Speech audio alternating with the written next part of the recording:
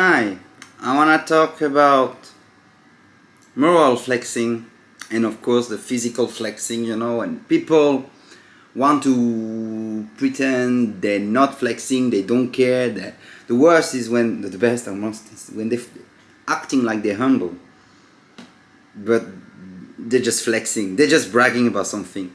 And the moral flexing is one of the most interesting going on through the social media nowadays, because we didn't have to do that much back in the past. Like, in case you could tell your darker secrets to your best friends, and basically they are the ones you're hanging out the most with, so therefore they're just the ones you communicate the most with, and the rest is secondary. You don't even need to tell them anything. Now, with the public spaces that we created through social media, way more in quantity, maybe less in quality and integrity and honesty and authenticity, we just may want to look perfect, like it's like polished thing, and everybody want to act goody, and the best would be like coming from the spiritual business development. Sorry, I said spiritual development, I should not have said business development, but that is the connection. That's what's going on actually, where it became a huge business of the self-help, self-improvement and everything, even increased through social media, with people just, they know deep down they can play with the image and appear so goody.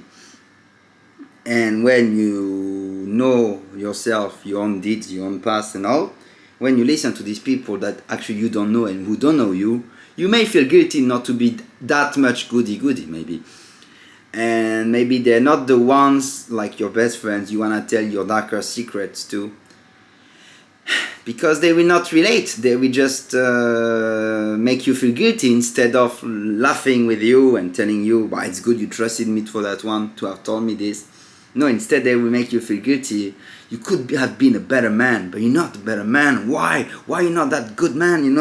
You could have been good, but you chose to be wrong, and this is all your fault, and and you're gonna continue in this self-guilt. So it's better almost you don't reveal what has been going on in your life, while deep down that's mostly what you would like to.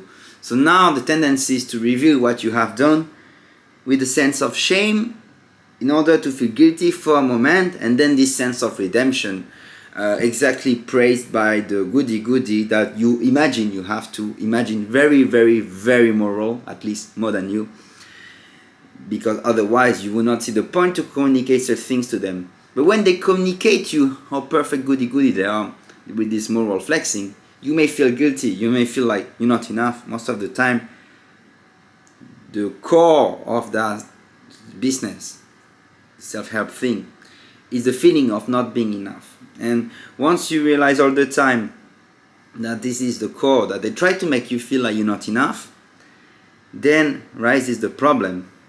And the problem came out of nowhere, because you don't know all the facts yet. Of course, you always can be more, but who tells you that this guy is telling you that you can be more? They are not more already. They're acting like they're more than you. Maybe they're already less than you. Maybe they should listen to you and not you to them.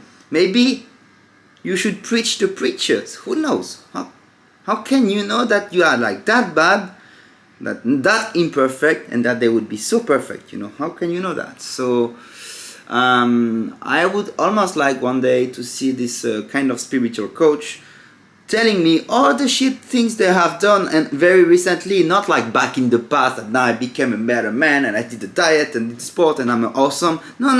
Like, and plus the moral thing, and created a business and everything is great now, then yeah, okay, cool, you got rid of most of your friends and so on. Avoid toxic people, yeah, but everybody is somewhat toxic to a degree. We should not forget that. We all have a part, me the first, we all have a part of toxicity to be aware of, and to be careful not to share too much to the others. And if we share it, it's with a feeling of relating, and then being like, okay, now I shared that toxicity and you shared, I invite you to share yours. Now we're understanding, we are just both human beings. I get it now. And potentially we work on it, yes, for sure. But at least acknowledging nobody was perfect. but not using the very far past, you know, like the past of back in the time I was like this, but now I'm awesome. What about you? Oh, you're not awesome yet. Maybe you should follow my 12 steps program or this and that. So, wow, it's kind of intense. An easy, good way to sell ebooks maybe, and all these trainings things, you know. But like, and then of course there's the physical flexing. But the same way moral flexing works through lies, or maybe not lies, but non-truth. Maybe all the truth is not revealed. Not maybe, probably. You don't know these guys unless you are their best friend from childhood, and still you need to be their housemate, and still you need to be with them most of the time, even on their private time, to really know what they're up to, what they were up to, what they really did that was that good compared to the others. And maybe you can say, okay, that one is really a good guy, he's the Messiah, and we need to listen to him. But so far you cannot be in that situation, so you don't exactly know deep down who you're listening to. And it's not an invitation for listening to me instead, but this is just realization, just fact, it's just obvious. And if they try to make you feel guilty, you need to see the danger in it, because the same way with physical flexing, you can lie. Okay, you can show like this, I'm good, getting good, but you choose the right angle with the light making you appear the best way. Plus Photoshop, of course, if you use a fixed image and like with the best angle and everything, okay. So Photoshop is makes the truth appears differently, which is close to a lie, you know. Optimizing everything all the time, we understand why, because it works better that way. But then it's making you feel guilty because it's encouraging for a sense of comparison. And then, as I said, the core is to feel that you're not enough. The sense of not feeling enough on the physical level, on the moral level, arises again. So it can be an invitation to do good stuff together. Why not? For example, I need myself to do sport. I want to increase, to improve for the running, for example, cardio stuff, because back in the time I used to have asthma and everything. So I'm gonna go, and I suck on it, I'm really bad, but I'm gonna do it, okay, and so on. Maybe people share tips and everything, that's good, you know. Like to have the guru position can be dangerous. And when you look at the moral preachers as much as the physical preachers, you just need to be aware that the flexing is made based upon half-truths, let's say. It's not exactly true, not necessarily a lie, but most of the time there is something hidden beneath. So this is what I want to play on, like I want to say that, and I want to make everybody aware of these new tendencies that didn't exist before the social media, and that now it's gonna increase more and more. Maybe at some point it's gonna reach a plateau. People are gonna be fed up with this, like they're just gonna say, okay, enough is enough, you don't know me, I don't know you, who are you to tell me what to do, and so on. And I think that on that day it's gonna be a good thing.